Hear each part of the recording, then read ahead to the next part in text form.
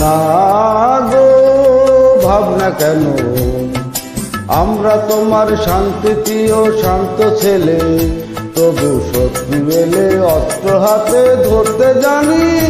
তোমার ভয় নেই মায়, আমরা প্রতিবাদ করতে জানি।